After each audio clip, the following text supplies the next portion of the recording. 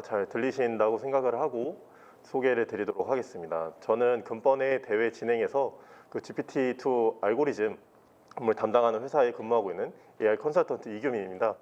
네, 그 앞쪽에서 워낙 교수님들이랑 전문가분들께서 전문적인 강의를 많이 해주셔서 저는 이번 대회에 우리가 그래서 어떤 걸 만들 건지 이런 거는 만들어서 도대체 어디다 써먹을 수 있을까? 실제로 시장에서는 이런 AI를 왜 만들고 어디다 써먹어서 돈을 어떻게 벌 수 있을까? 이런 조금 더 쉽고 편안하게 들으실 수 있는 강의를 준비를 했고요. 강의 마지막에 저희 금번에 진행하는 북허톤 일정 안내드리고 추후에 진행될 예선 문제에 대해서 간단하게 안내드리도록 하겠습니다.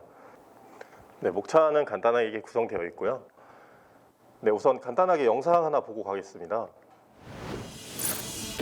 인공지능이 바꿀 전혀 새로운 미래를 가장 먼저 만나볼 기회 마음.ai 그랜드 오픈 행사를 진행하였습니다. 마인드랩은 창립 이후 8여여 기간의 연구, 개발, AI 사업화 노력으로 드디어 AI 휴먼은 마음.ai 버전 1.0을 완성해 오픈하게 굉장히 되었습니다. 자연스럽게 이렇게 움직이고 있습니다. 방금 보여드린 영상이 길어서 제가 잘랐는데요. 방금 보여드린 이렇게 손짓도 하고 이랬던 AI 휴먼들은 실제로 사람이 촬영한 영상을 기반으로 저희가 영상을 생성해내는 STF라는 엔진을 사용한 것입니다. 실제로 이런 휴먼 AI들은 굉장히 다양한 곳에서 활용이 되고 있는데요. 예시로 신한은행에서 요즘에는 ATM기에 가면 전자 ATM기라고 해서 저희가 디지털 디바이스에 휴먼 AI를 구현을 해놓고 이런 휴먼 AI들이 고객과 실제로 상담을 하는 그런 지점들이 이미 마련되어 있습니다. 이런 휴먼 AI들이 어떤 대화를 할지 만들어내는 이제 엔진들을 금번에 진행하시는 이런 GPT 엔진을 활용해서 휴먼 AI가 이제 대화를 진행을 하고 있고요. 또 이외에도 이런 자연스러운 손짓이라든지 목소리도 굉장히 자연스러웠는데요. 녹음을 하지 않은 영상을 쓰고 저는 TTS라는 기술로 저희가 구현을 하고 있습니다. 또 마지막으로 저희가 대화가 되려면 STT라고 귀의 역할을 담당해주는 그런 엔진도 개발을 해야 되는데요. 저희 회사의 STT라는 엔진, 스피치 투 텍스트 엔진에 저희가 파인 튜닝을 진행을 해서 고객이 이런 시끄러운 상황에서도 더 목소리를 잘 듣고 대응을 할 수 있도록 TTS, STT, 이런 GPT 같은 여러 가지 알고리즘들이 섞여서 구현된 게 전 휴먼 AI라고 할 수가 있겠습니다. 그래서 저희 마인드랩 같은 회사에서는 어떤 연구들을 나중에 취업을 하시게 될 텐데 그런 AI 회사에서는 어떤 것들을 하고 있는지 저희를 좀 예시로 봐주실 수 있을 것 같습니다. 저희 마인드랩에서는 소타 수준의 인공지능 엔진들이 계속 발빠르게 맞춰 진행을 하고 있고요. 또 최적화, 경량화된 모델을 만들려고 하고 있습니다. 저희가 어느 곳에 AI를 도입을 하려면 최적화, 경량화가 항상 제일 중요한 것 같습니다. 또 저희는 초거대 AI 엔진을 학습을 진행을 하고 있는데요. 초거대 AI 엔진이라고 하면 저희가 약 1.3B 토큰에 13억 토큰 정도의 저희가 학습 데이터를 학습을 하고 그렇기 때문에 저희가 이런 자연스러운 대화를 유도를 할 수 있는 초거대 AI 엔진을 진행을 하고 있습니다. 또 마지막으로는 마음 오케스트라라는 강력한 도구를 회사에서 가지고 있는데요. 마음 오케스트라는 여러분들이 이제 다양한 AI 연구 또는 개발 과제를 진행하시면서 API들을 끌어다 많이 쓰실 거예요. API들을 끌어다 쓰실 때 오픈 소스를 사용하려면 매번 이제 코드를 가져와서 구현을 하셔야 되는데 저희는 드래그 앤 드랍 방식으로 세상의 모든 코드들을 연결을 해서 내 원하는 거를 써볼 수 있는 그런 UI로 구성된 오케스트라라는 플랫폼을 만들고 있습니다. 예시로 아까 보여드렸던 휴먼 AI를 들어보겠습니다. 휴먼 AI의 목소리를 스폰지밥 목소리를 넣고 싶다고 생각을 해보면 저희가 스폰지밥 목소리 API를 어디선 가지고 올 수 있을 겁니다. 마인드랩에서 지금 제공을 하고 있는데요. 그런 API를 드래그 앤 드랍으로 비치를 하고 그 다음에 얘가 어떤 대화를 할 아이인가를 생각을 해서 나는 얘에게 스폰지밥 스토리에 대해서 얘기를 하고 싶은 그런 챗봇을 만들어야겠어 하면 그런 스폰지밥 대화가 있는 그런 챗봇을 가지고 오고 마지막에 그 귀 부분을 담당하는 ST를 구글에서 가져온 다음에 세 개를 체인처럼 엮으면 따로 개발이 필요 없이 이 세 번의 개발을 하지 않고 저희가 한 번에 제공할 수 있는 이런 UI 기반의 플랫폼을 구성을 하고 노력을 하고 있습니다. 네, 그렇게 해서 저희가 만들어진 게 이렇게 23가지 모듈의 이런 시스템이 만들어지고 있는데요. 이것을 보여드리는 이유는 결국에 여러분들이 나중에 AI 회사에 가게 되면 이런 개발한 것들을 다 모듈화해서 경량화해서 저희가 패키징을 해서 올려두고 이런 모듈로 된 23개의 모듈로 된 이 시스템의 장점은 저희가 어떤 고객사에서 어떤 기능을 도입하고 싶다 할 때 따로 커스텀 같은 게 필요 없이 바로 이 모듈만 떼어서 도입을 할 수 있다는 게 굉장히 중요한 것 같습니다.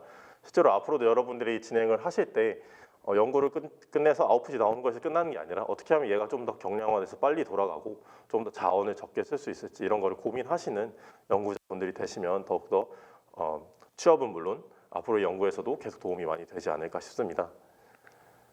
네, 그래서 제가 이거는 항상 저희 신입사원 교육 때 쓰는 건데 어떤 게 이 네 개 중에 AI일까요? 알파고, 또 한쪽에 있는 건 어벤져스에 나왔던 울트론이죠. 또 이쪽에 있는 건 아마 영화 허에 나왔던 뭐 그런 것 같고요. 클로바 스피커가 있네요. 네 개 중에 어떤 게 AI일까요? 저는 항상 생각을 해보면 제일 AI에 가까운 거는 울트론이 아닐까 생각을 했었습니다. 울트론은 자기의 마음대로 움직이면서 생각도 하고 자기 주체적으로 행동을 하고 판단도 하는 그런 사고 능력을 갖고 있기 때문이라고 생각을 하는데요. 그럼 저희는 이런 울트론 같은 거를 만들어 볼 수가 있을까요? 네, 아마 지금은 울트론을 만들 수 없지만 저희가 이번에 만드는 푸커톤의 결과물은 이런 훌륭한 AI를 만드는데 큰 도움이 되지 않을까 싶습니다. 네, 여기서 리얼을 페이크라고 되어 있습니다. 제가 앞전에 TTS라는 기술에 대해서 소개해 드렸는데요. 제 목소리 또는 어떤 사람의 목소리를 AI가 구현을 해내는 기술입니다. 제가 두 가지 음성을 들려드릴 테니 어떤 게 진짜 목소리고 어떤 게 가짜 목소리일지 한번 판단해 보시면 재밌을 것 같습니다. 독자적으로 대북 제재를 완화할 생각도 없다고 선을 그었습니다. 혹시 잘 들리셨을까요? 네, 두 번째 음성 들어보도록 하겠습니다. 독자적으로 대북 제재를 완화할 생각도 없다고 선을 그었습니다. 네, 둘 중에 한 가지 목소리는 AI가 구현한 목소리고요. 한 가지는 실제 KBS 기자분의 목소리입니다. 다시 한번 들어보겠습니다. 독자적으로 대북 제재를 완화할 생각도 없다고 선을 그었습니다. 독자적으로 대북 제재를 완화할 생각도 없다고 선을 그었습니다. 네, 어느 쪽이 더 진짜 목소리 같으신가요?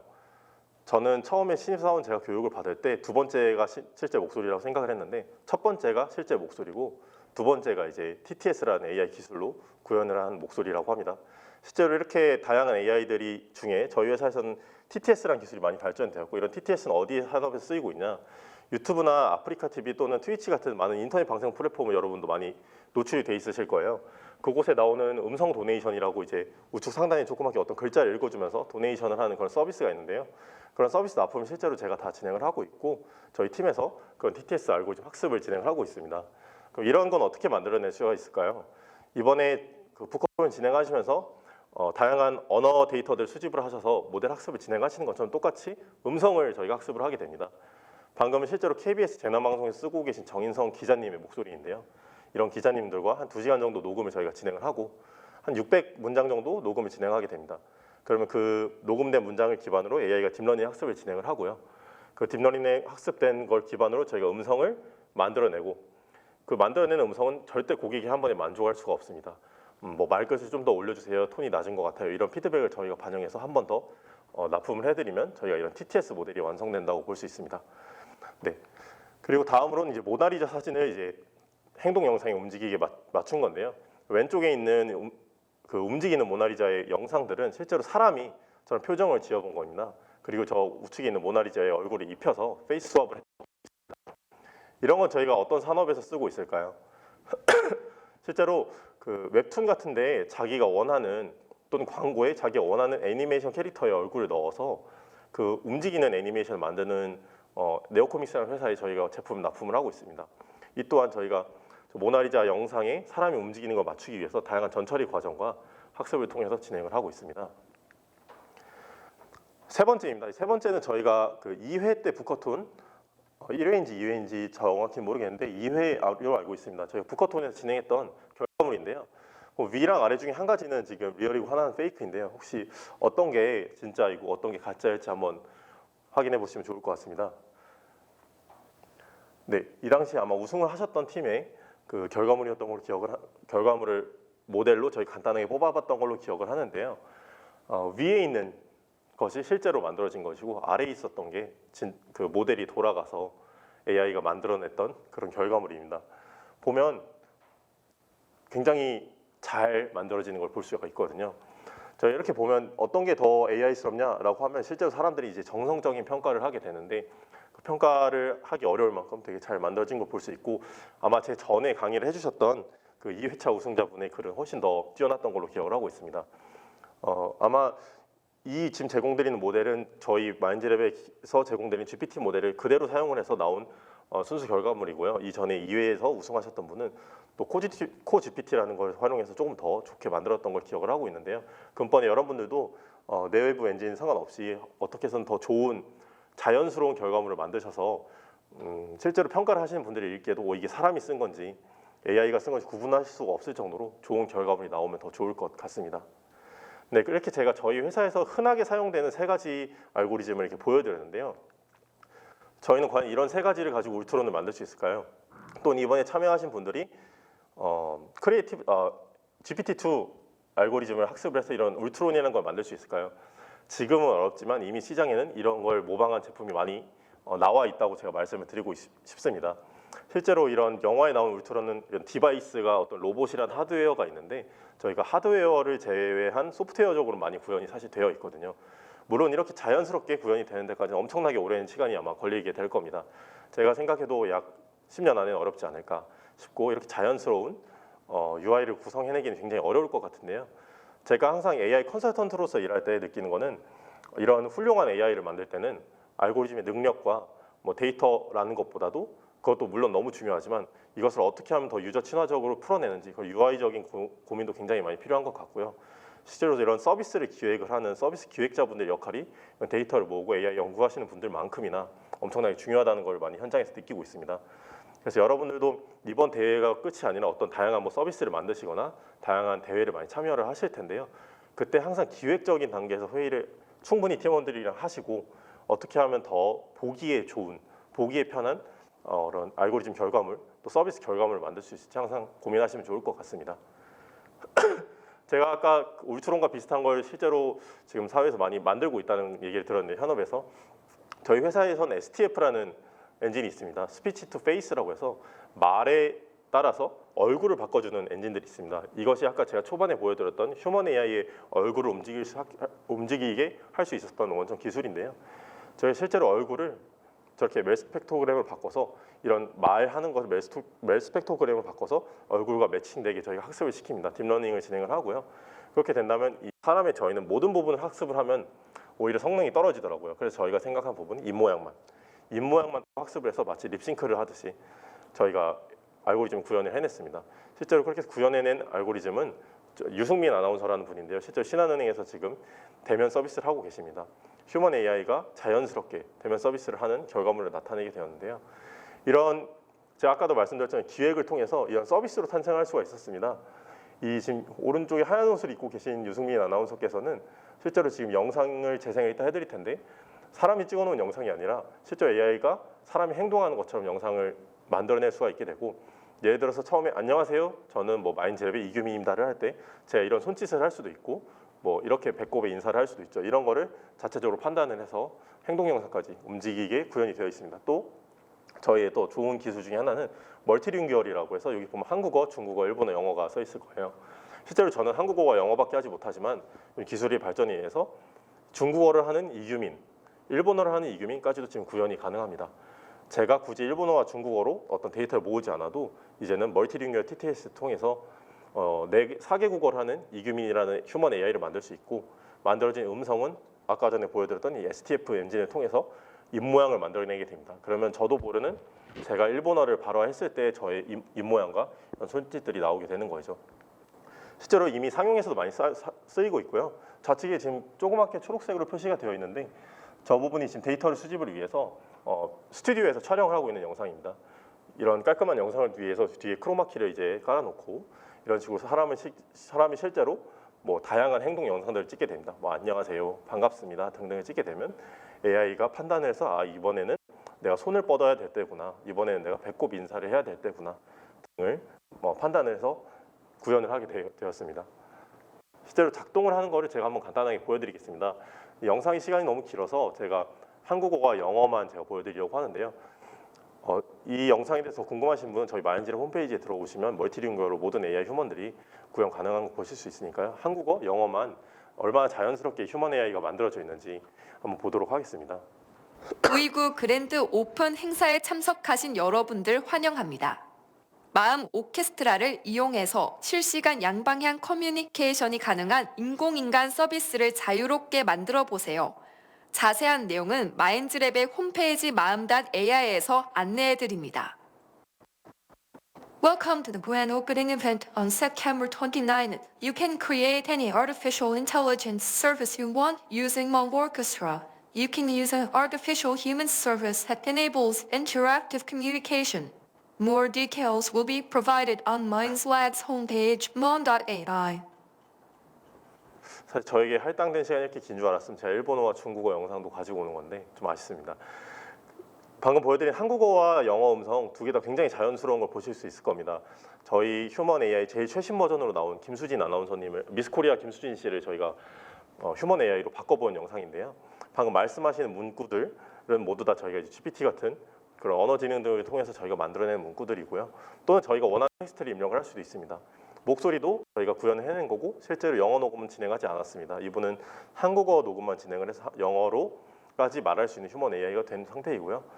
저렇게 지금은 평상시 대기 상태를 저희가 이제 손 모으는 자세로 해놓고 말을 하면 그 자연스러운 말에 위에서 손짓 그리고 몸을 움직이는 그런 거 구현하게 되었습니다. 저희가 실제로 이런 휴먼 AI 모델이 시장성을 갖추려면 어떻게 해야 되는지 고민을 굉장히 많이 했습니다. 이런 모델의 시장성을 가지려면 일단 사람을 대체할 수 있어야 되는데 현실적으로 사람을 이런 영상이 대체한다 굉장히 쉽지 않습니다. 왜냐하면 저희가 대화를 할 때 분명히 지연되는 시간도 생길 거고 아무 대화를 하고 있지 않을 때 이런 조그만 움직임 이런 것들이 구현되지 않으면 실제 사람이라고 느껴지지가 않거든요. 또 이게 2D로 되어 있기 때문에 사람이 많이 실제라고 느끼는데 어려움이 있어서 저희가 해결한 방안은 홀로그램으로 구현하는 방안이 하나 있습니다. 또 가만히 있을 때 움직이는 행동 영상을 저희가 지금 구현을 이미 해놨습니다. 아마 방금 전에 보셨을 때 대화를 할 때 이 김수진 아나운서가 가만히 있지 않고 뭐 이런 식으로 조금씩 움직였을 겁니다. 그런 것도 저희가 다 이제 UI, UX 단에서 저희가 기획을 했던 거고요. 제가 누누이 이런 거 얘기 드리는 이유는 분명히 나중에 여기 있는 분들은 모두 다 훌륭한 이런 뭐 음성 또는 뭐 페이스 또는 이렇게 마우스 또는 NLP 쪽으로 훌륭한 연구자들이 되실 건데 이런 연구자가 되실 때 이런 충분한 기획적인 고민이 있어야 나의 연구가 좀 더 가치 있게 조금 더 쓰임 있게 쓰는 그런 연구가 될 거라고 생각을 하기 때문에 보여드리게 되었습니다. 네, 또 다음으로 조금 더 신기하다고 생각을 해서 가지고 온 것은 아까 전에 보여드렸던 유승민이라는 아나운서에 저희가 이제 페이스 스와핑을 할 수가 있습니다. 저희가 이런 휴먼을 하나 찍는데 돈이 굉장히 많이 됩니다. 휴먼을 하나 만드는데 사실 1,000만 원 단위 중에서도 뭐 엄청나게 높은 돈이 많이 들고 있습니다. 근데 저희가 매번 이런 새로운 휴먼 AI 모델을 매번 만들어낼 필요는 사실 없거든요. 저라는 사람 하나 만들어 놓으면 어느 정도의 뭐 20대의 남성들에 대한 얼굴만 바꾸면 어느 정도 복사 붙여넣기 해낼 수 있다고 생각을 하고 있습니다. 그렇기 때문에 페이스 스와핑이라는 기술이 발전하게 되었고 저 가운데 계신 분과 유승민 씨의 얼굴을 합치게 되면 이런 합성된 얼굴이 나오게 되어서 저희가 이런 많은 연구들을 진행을 하고 있습니다. 이것은 저희가 실제로 어떤 아이들의 교육용 콘텐츠를 만들 때 사람이 아니라 어떤 뭐 뽀로로라든지 이런 게 움직이는 휴먼 AI는 휴먼 AI라기보다는 뭐 캐릭터 AI를 만들어라는 니즈가 있습니다. 그런데도 저희가 페이스 스와핑을 많이 쓸 수가 있고요. 그 외에도 저희가 뭐 한 번 모델을 만들어 놓고 그 행동 영상을 유지한 채 얼굴만 바꾸고 싶다. 또 그런데 페이스 스와핑도 많이 쓰이고 또 저 발전을 한다면 추후에는 이런 옷만 저희가 바꿔서 분위기에 맞는 옷을 또 바꿔볼 수 있지 않을까 그런 생각을 하고 있습니다. 네, 그래서 제가 앞에서 울트론을 한번 보여드렸었는데요. 울트론은 디바이스가 로봇이라는 디바이스 있었죠. 저희도 이제 그쪽으로 가면 너무 좋지만 아직은 저희가 로봇까지 가지 못하고 모바일, 랩탑, PC, 뭐 태블릿, 키오스크 등 어느 디바이스에도 저희가 탑재가 될 수 있도록 모듈화를 진행을 해놓습니다. 맨 처음에 제가 저희 회사가 23개의 모듈화로 되어 있다고 했는데요. 그럼 모듈화가 잘 되어 있고 어떤 디바이스에서 연동이 가능하도록 저희가 한 앱으로 저희가 묶어놔서 어떤 디바이스에 대한 탑재 요청이 들어왔을 때 저희가 최대한 빠르게 대응을 할 수 있고 뭐 버퍼링 같은 거 없이 잘 지금 진행이 되고 있는 것 같습니다. 실제로 저런 휴먼 AI들은 신한은행에 최초로 이제 설치가 돼서 디지털 데스크에 설치가 되어 있고요. 이미 다양한 교육기관과 금융기관과 또 교육기관, 정부기관, 편의시설, 일반 기업 등에 엄청나게 많이 도입이 이미 되어 있습니다.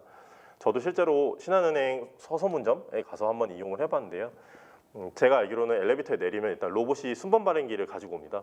저희가 번호표 티켓을 뽑게 될 텐데 그것도 로봇이 진행을 해주고 그러면 자리에 안내를 해주고 그럼 자리에 가서 앉아 있다 보면 차례가 되면 이 휴먼 AI가 불러줍니다. 그럼 가서 상담을 하고 그 다음에 이제 엘리베이터에 안내해 주는 것까지 지금 로봇이 하고 있는 걸로 알고 있는데요. 아마 테스트용으로 되어 있어서 지금 신한은행 서소문점에 가면 바로 이용은 어려우실 테지만 이미 이런 게 밖에서 많이 이루어지고 있다는 것은 저희가 근시일 내에 실제로 이런 휴먼 AI들이 우리를 응대해주는 서비스를 만날 수 있지 않을까 싶습니다. 또 지금 여수 MBC, KBS 등 많은 방송사에서도 저희 이런 휴먼 아나운서를 쓰고 있습니다. 저희가 이걸 이쪽에서 왜 쓸까요? 아나운서가 이미 충분히 많이 쓰신데 이걸 왜 쓰게 됐을까요? 실제로 저희가 어떤 회사에서 일을 하게 되면 가장 많은 지출을 차지하는 게 인건비인데요. 인건비를 저희가 이런 분들, 이런 아나운서 고급 인력 분들을 새벽에도 이런 분들을 고용을 하기에는 KBS나 MBC 같은 데서 부담이 될 수 있습니다. 그렇기 때문에 그런 아나운서 분들을 대상으로 한번 이런 AI 휴먼 모델을 만들어 놓으면 그래서 새벽에 긴급하게 뭐 태풍 피해, 지진 피해 같은 게 있을 때 휴먼 AI가 뉴스에 나와서 이렇게 방송을 진행을 할 수 있습니다. 아직은 휴먼 AI 모델이 조금은 부자연스러울 수 있습니다. 행동하는 영상이 뭐 저희는 어떤 행동이들이 이렇게 자연스럽게 팔 다리가 움직이지만 휴먼 AI는 어느 정도 정해진 틀 안에서 자기가 판단을 하고 추론을 하기 때문에 부자연스러울 수 있지만 추후에는 분명히 이런 휴먼 AI가 사람을 대체하는 날이 올 거고 휴먼 AI가 사람을 대체한다는 건 사실 저도 이런 많은 프로젝트를 진행하면서 일자리가 없어지는 게 아닌가라는 고민을 많이 갖고 있기는 한데 그런 고민 속에서도 저와 이런 참가자분들 같은 이런 AI 연구를 하시는 분들은 이런 더 좋은 서비스를 만들 수 있는 기회가 많이 열리는 게 아닌가 싶습니다. 또한 저희 이런 휴먼 AI 모델은 다양한 디바이스에 탑재될 수 있기 때문에 보시면 아마 코엑스에 있는 그런 기둥들인데요. 그런 데에서도 저희가 휴먼 AI를 에드테크로 굉장히 많이 쓸 수가 있습니다. 이런 문의도 굉장히 많이 오고 있고요. 또 메타버스에서도 많이 오고 있습니다.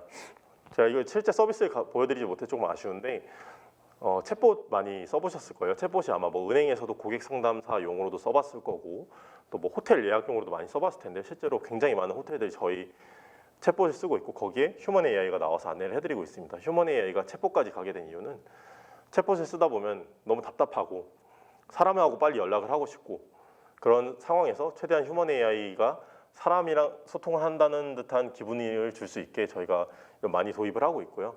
실제로 이런 휴먼 AI 봇 또는 음성봇을 도입함으로써 조금 더 고객 이탈률이 적어진 걸 알 수 있습니다. 여기서 말하는 고객 이탈률은 음성봇 또는 챗봇을 사용을 하다가 중간에 고객이 전화를 끊어버리거나 페이지에 닫아버리는 이런 모든 것을 저희 회사에서는 이제 다들 나름 체킹을 하고 있는데요. 어떻게 하면 더 UI로 우리가 더 친숙하게 다가가서 고객 이탈 시점 최대한 뒤로 가져갈 수 있는지 굉장히 중요한 안건인 것 같습니다. 네, 그리고 이런 휴먼 AI들은 마지막으로 저희가 이제 완성이 된 것은 자신이 어떤 휴먼 AI인지를 알 수가 있어야 됩니다. 이것은 약간 NLP 영역이라고 볼 수 있는데 처음에 최초에 분명히 고객이 와서 대화를 시도를 할 겁니다.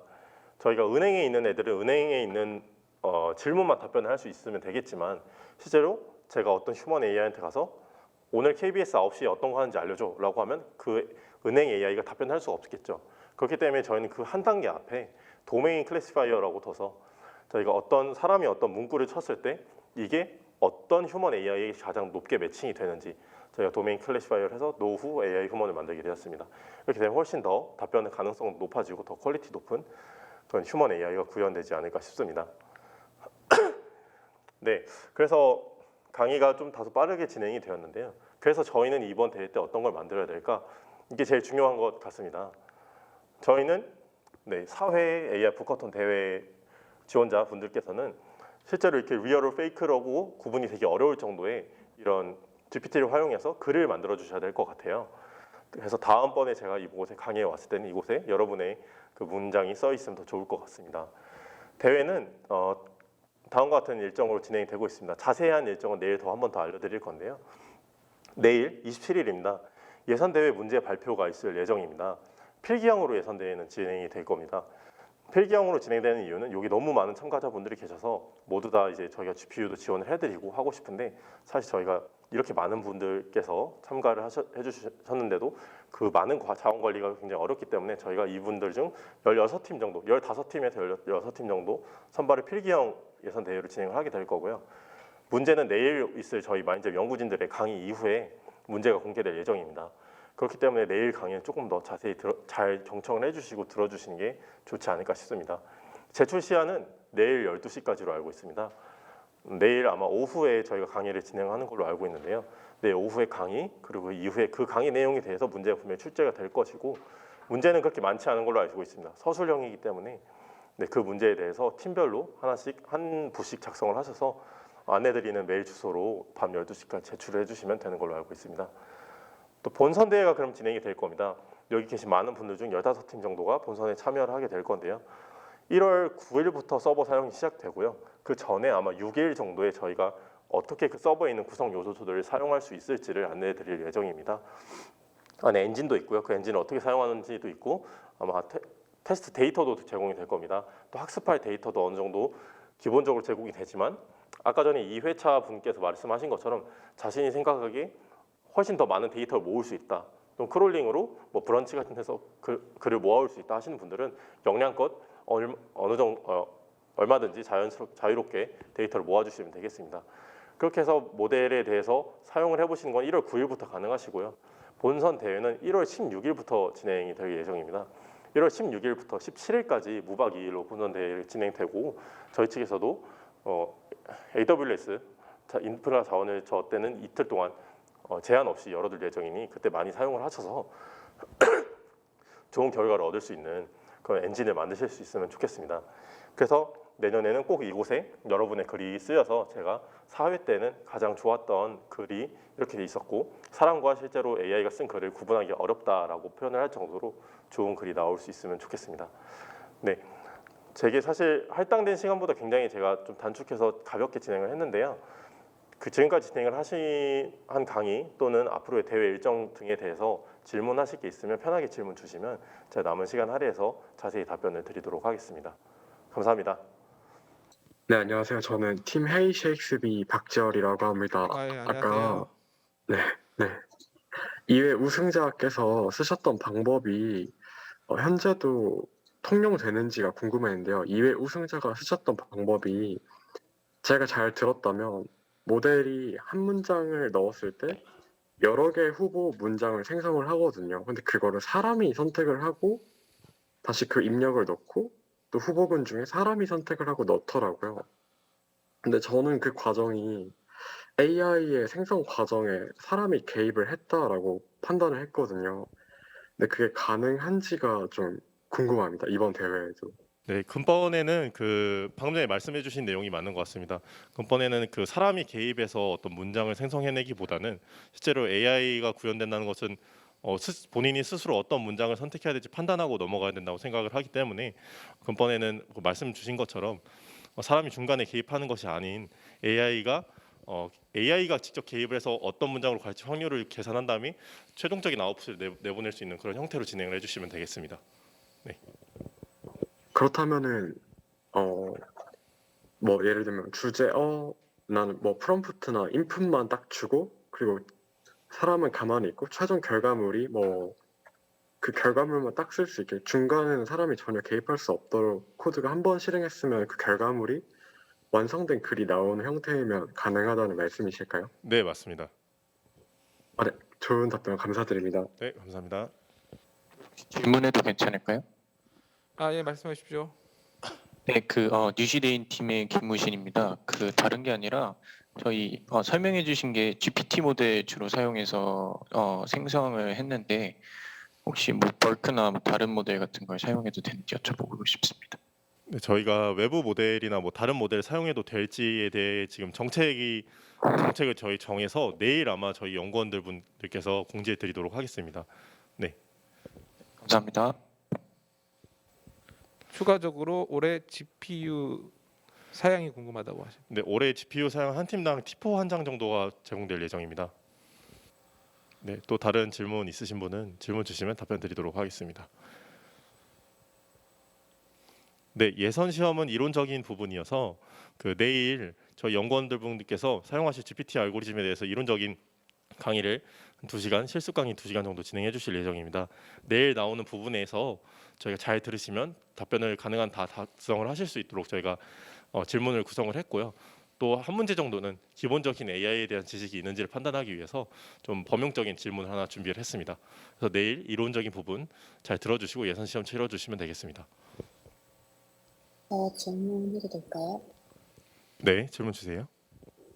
내일 진행되는 이론 수업에서 그러면 내일 이제 예선 시험을 제출을 해야 되잖아요. 네. 그러면 그 말씀 주신 AI 범용적으로 사용되는 AI 부문에서 성적이 갈린다고 볼 수 있을까요?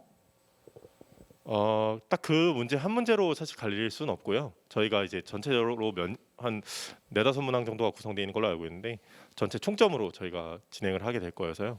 그 문항과 나머지 문항도 잘 작성을 해주시면 좋겠습니다. 네, 감사합니다. 네, 그리고 지금 많은 분들이 물어봐 주신 예선 시험 답변 분량은 제한이 따로 없는 걸로 알고 있습니다.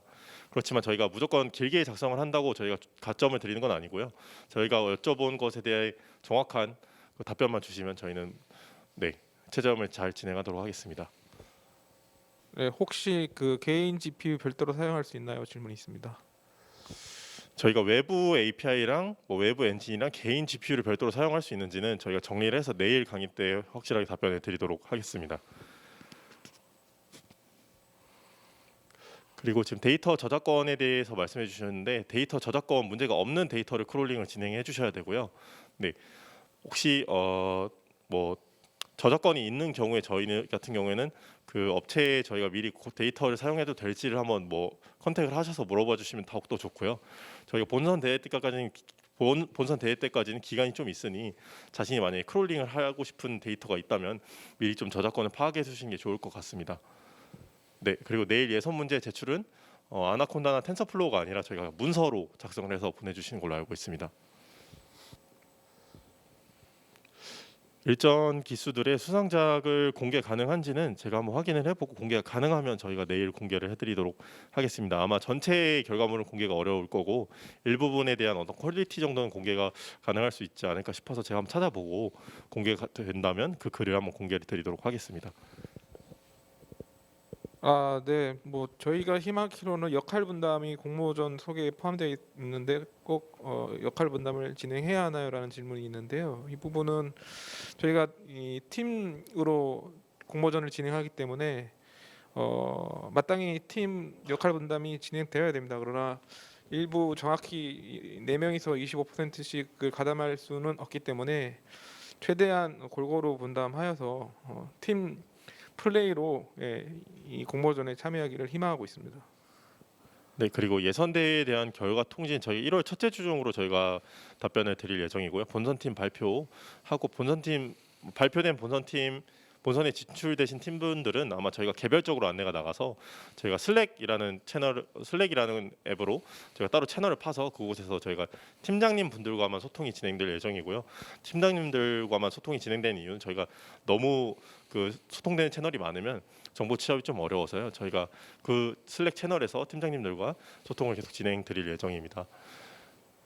네, 그래도 예선 결과는 늦어도 1월 6일 전에는 당연히 개별 통지할 예정입니다. 네, 아마 본선에 나가게 된다면 분량이라든지 주제 연관성 등 채점 기준이 따로 나올까요라고 질문 주셨는데요. 본선 채점은 아마 성균관대 측에서 진행을 해주시는 걸로 알고 있고 평가 기준은 추후에 아마 따로 공개를 하시지 네, 않겠습니까? 저희가 저기 심사하시는 분들이 그 컴퓨터 공학 전공하시는 분들하고 그리고 글쓰기를 전공하신 교수님들이 심사를 하게 됩니다. 그래서 글에 대한 완성도 하고 그리고 AI를 얼마나 잘 활용하는지를 복합적으로 판단해서 교차 채점을 하기 때문에 그런 식으로 보시고 임해주시면 될 것 같습니다. 네, 내일 진행될 교육은 저희 GPT 알고리즘에 대해서 전반적인 그런 지식에 대해서 교육을 진행을 해드릴 거고요. 저희가 교육 잘 들으시면 예선 문제 잘 작성하실 수 있을 거라고 생각을 하고 있습니다. 또 예선 문제 문항에 대한 채점 기준은 저희가 질문 드리는 바에 얼마나 정답을 정확하게 써주셨느냐가 당연히 들어가고요. 저희가 문항을 길게 써주시는 것보다는 저희가 질문 드린 걸 얼마나 잘 이해했는지 그 이해도를 보고 있습니다. 그 잘 이해한 분들에 한해서 저희가 본선을 더욱더 높은 퀄리티의 결과물을 내주실 수 있는 분들을 찾고 있기 때문에요. 저희가 예선 문제는 교육 자료들을 기반으로 하되 저희의 메시지를 제일 잘 이해를 하고 계신 분에 대해서 채점을 한다고 생각해 주시면 되겠습니다.